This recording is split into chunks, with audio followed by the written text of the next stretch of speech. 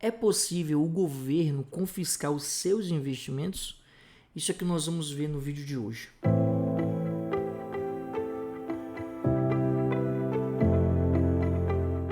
A ideia de gravar esse vídeo surgiu de um debate que eu estava tendo com uma amiga minha ontem, né? Ela estava discutindo bastante como é que ela pode se proteger ali de um possível confisco, que o governo vai fazer isso, vai fazer aquilo, mas ele não tem um viés político, nem de centro, nem de direita, nem de esquerda, tem a ver com os fatos, o que pode e o que não pode acontecer. Mas antes de eu iniciar aqui com o vídeo, já peço que, se você não for inscrito, se inscreve no canal, fortalece aqui para que a gente consiga manter aqui uma rotina de vídeos, a gente cresça e dissemine esse conhecimento para outras pessoas também. E no final, se você gostar, obviamente, você dá o like e encaminha para outras pessoas que você conhece e que tem o mesmo medo.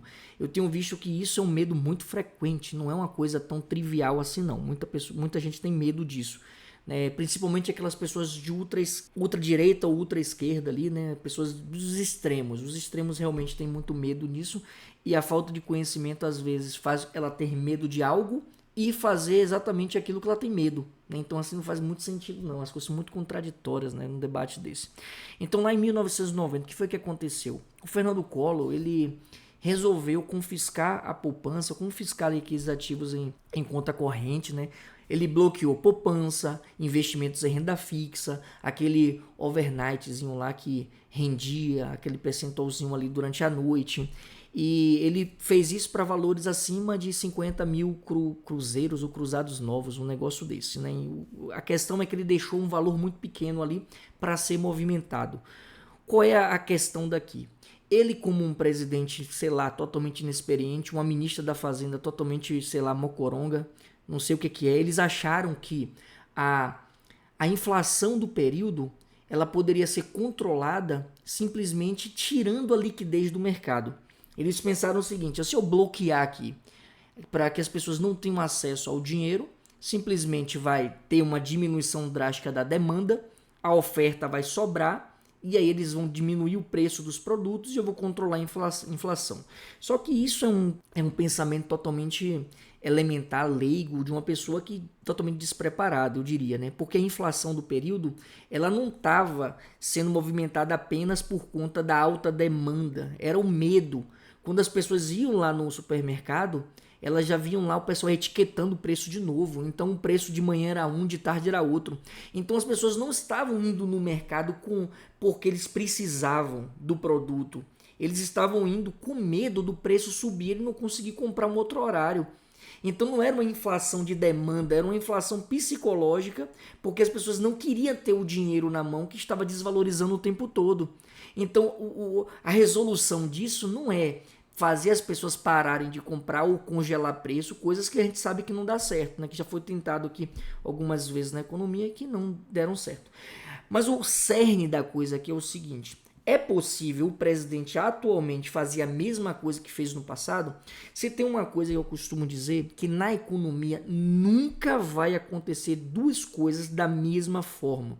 Aquela greve dos caminhoneiros que teve lá atrás, se tiver outra greve dos caminhoneiros agora, não vai acontecer a mesma coisa. A Covid em 2020, se acontecer outra Covid, não vai ser da mesma forma. Se tiver a crise lá imobiliária, nada acontece da mesma forma.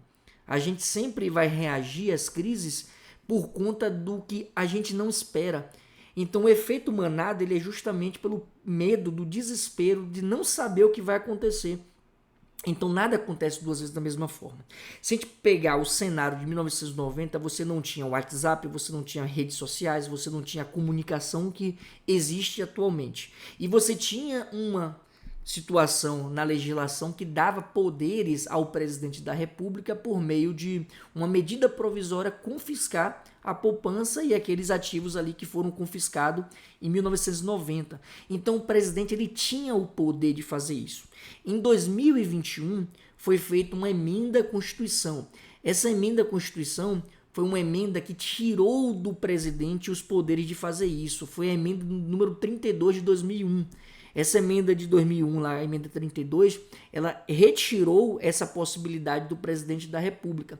Então, para ele poder fazer isso, tem que voltar por meio de uma outra emenda à Constituição. Então, a emenda ela precisa passar pelas duas casas do Congresso, por 3/5 dos votos. Então tem que passar pela Câmara dos Deputados, a ser aprovada por 3/5 dos votos, ir para o Senado, ser aprovada por 3/5 dos votos, se tiver qualquer divergência, volta de novo. Então tem toda aquela burocracia. O que vocês acham que aconteceria se fosse levantada a possibilidade de uma emenda à Constituição para dar poderes ao presidente sobre o confisco de poupança? Você criaria um caos absurdo em todo o sistema financeiro, porque as pessoas iriam correr lá, e na época de Collor, além dele ter o poder de fazer isso, ele decretou lá um feriado bancário, né, de 3 dias, se eu não me engano.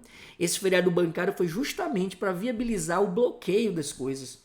Então hoje, e mesmo assim, muitas pessoas conseguiram ir lá e sacar uma parte do dinheiro. Hoje em dia isso seria totalmente impossível. Mas o presidente Lula, ele consegue o que quer no Congresso. Gente, para de balela. Existem as leis, existem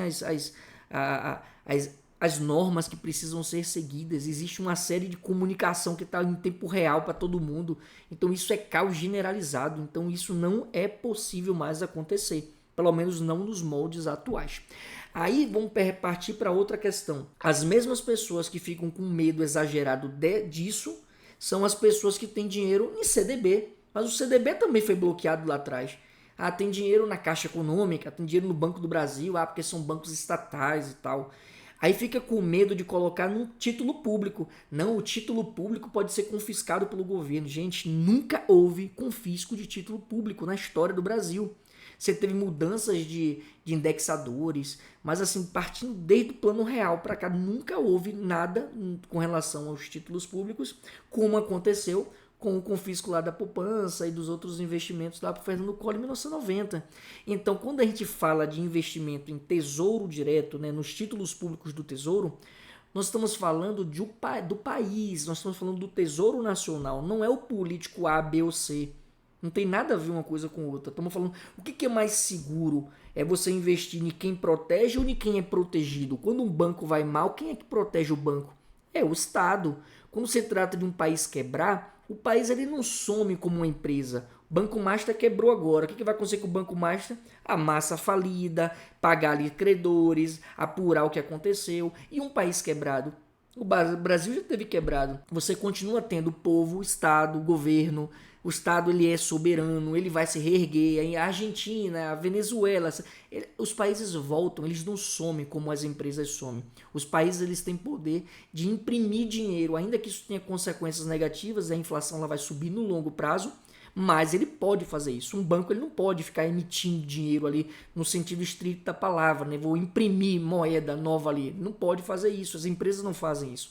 Então, os títulos do governo, eles são os mais seguros. Se houver um calote na dívida, o Brasil todo ele afunda, porque o risco do país ele aumenta absurdamente, ele não vai conseguir financiamento com as entidades internacionais, vai ter um problema muito mais catastrófico.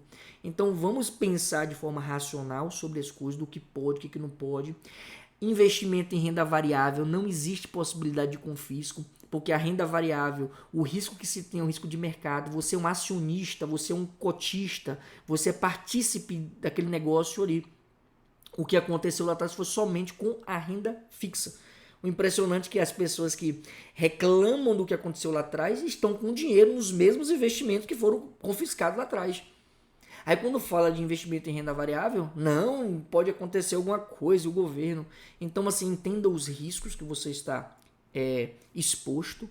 Na renda variável é risco de mercado, é o risco até da uma fraude, né? Se pegar, por exemplo, aí Americanas divulgou uma fraude, aí tem a questão da Ambipar também, teve uma fraude agora também, toda hora aparece uma empresa, aí tem a fraude também do Banco Master também, que aconteceu agora, então assim, vira e mexe acontece. A gente sabe que o Brasil é um país assim de tudo vira em pizza, né? Você vê as pessoas vão preso, depois vê um juiz de lá, solta a pessoa, e depois a pessoa tá livre de novo e tá cheio de bens e vai começar tudo de novo. Então assim, eu não estou preocupado em estar discutindo essas questões, mas eu estou preocupado em abrir o entendimento de vocês com relação ao que pode, o que não pode acontecer, e se for acontecer de novo, não aconteceria da mesma forma, porque os tempos mudam, e aquele problema que aconteceu lá atrás, ele já fica internalizado.